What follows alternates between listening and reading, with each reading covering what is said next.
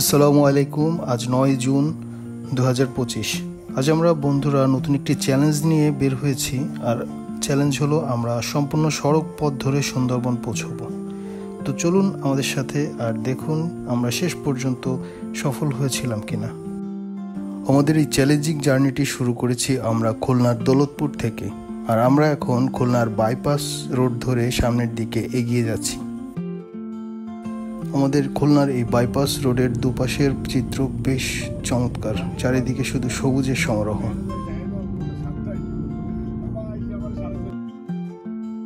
আমরা খুলনা শহর থেকে বেরিয়ে এলাম আর আমরা এখন আছি রূপসা সেতুতে। আমাদের আজকের এই ট্যুরে আমরা 10 বন্ধু রয়েছি একসাথে, আর আমাদের সাথে আছে 2টি কার।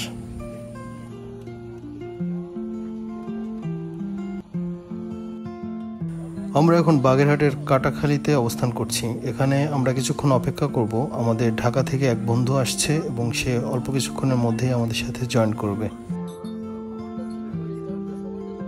অল্প কিছুক্ষণের মধ্যে আমাদের বন্ধু সোহেল আমাদের সাথে জয়েন করলো আর আমরা আবারও আমাদের যাত্রা শুরু করলাম। আমরা যাচ্ছি মোংলা পোর্টের দিকে এবং মোংলা পোর্টের কাছের একটি ফেরি আমরা পার হব। আমরা এখন আছি ফয়লা বাজার, আর এখানের কোনো একটি হোটেল থেকে আমরা আমাদের সকালের নাস্তা সেরে নিব।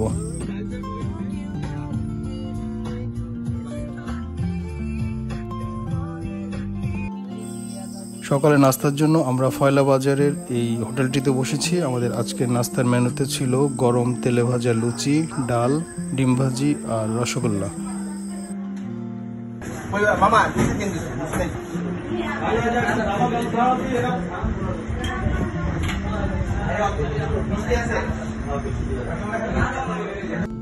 সকালের নাস্তা শেষ করে আমরা আবার আমাদের যাত্রা শুরু করলাম।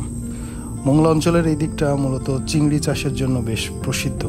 রাস্তার দুপাশে যে বড় বড় মাছের খামারগুলো দেখতে পাচ্ছেন, এগুলো প্রায় সবই চিংড়ি মাছের খামার।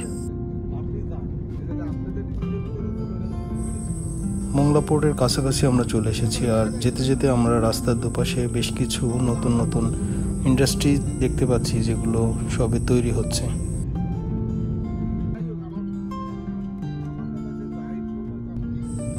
আমরা এখন আছি দিগরাজ থেকে হাফ কিলো সামনে গেলেই আমরা হাতের ডাইনে পাবো লাউডোব ফেরিঘাট। সেখান থেকে আমাদের ফেরি পার হতে হবে। আমরা এখন লাউডোব ফেরিঘাটের দিকে যাচ্ছি, আর আমাদের ভাগ্য বেশ সুপ্রসন্ন, কারণ আমরা ঘাটে এসেই ফেরি পেয়ে গেছি। লাউডোব ফেরিঘাটের সবচেয়ে বড় বিড়ম্বনা হচ্ছে এখানকার ফেরি। এখানের গাড়ি ঘোড়া পারাপারের সংখ্যা খুবই কম।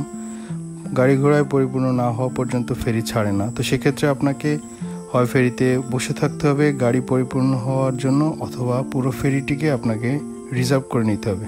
সেক্ষেত্রে আপনার রিজার্ভ ভাড়া পড়বে 2 থেকে 2,500 টাকা।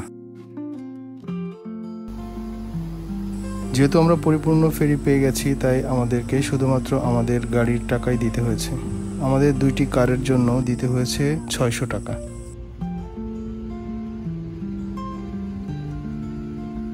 আমরা এখন ফেরিতে যে নদীটি পাড়ি দিচ্ছি, এই নদীর নাম পশুর নদী। মোংলা পোর্ট এই পশুর নদীর তীরেই অবস্থিত।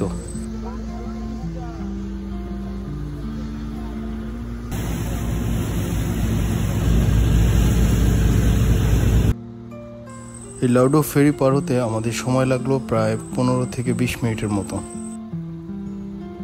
ফেরি পার হওয়ার পর আমরা একটু কনফিউশনে পড়ে গেলাম, কারণ রোড একটি গিয়েছিল ডান দিকে আর একটি বাম দিকে।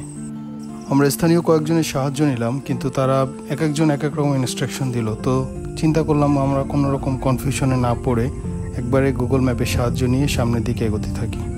আজকে আমরা যে কটেজে গিয়ে থাকবো, ইতিমধ্যেই সেই কটেজের মালিকের সাথে আমরা কথা বললাম এবং আমরা আমাদের ফাইনাল ডেস্টিনেশন ঠিক করে ফেলেছি। আমাদের এখন যেতে হবে বুড়ির ডাবর বাজার, যেটা এই ফেরিঘাট থেকে প্রায় 20 থেকে 22 কিলোমিটার দূরে। স্থানীয় কয়েকজনের পরামর্শে আমরা একটি সাবওয়ে ধরে এগোচ্ছি। তারা আমাদেরকে পরামর্শ দিল যে এই পথ ধরে এগোলে আমাদের সময় এবং রাস্তাও অনেক কমবে। তো সেভাবেই আমরা যাচ্ছি, দেখি কি হয়। এভাবে অনেক চূড়াই উতরাই পেরিয়ে আমরা ফাইনালি বুড়ির ডাবর বাজারে পৌঁছাতে সক্ষম হলাম। আর এখান থেকেই সুন্দরবনের শুরু, এবং এখানে বিভিন্ন রকম কটেজ রয়েছে যে কটেজগুলোতে আপনারা থেকে সুন্দরবনের সৌন্দর্য উপভোগ করতে পারবেন। তো আমরা সফল হয়েছি এ যাত্রায়। খুলনা থেকে এই বুড়িরডাবর বাজার পর্যন্ত দূরত্ব ছিল প্রায় 75 কিলোমিটার। এই ট্যুরে এসে আমরা কোন কটেজে উঠেছিলাম, সেখানকার খরচ কেমন ছিল, সেখানকার পরিবেশ কেমন ছিল, তার সব কিছুই আমি আমার পরবর্তী ভিডিওতে আপনাদের দেখানোর চেষ্টা করব। ততক্ষণ পর্যন্ত সবাই ভালো থাকবেন। আল্লাহ হাফেজ।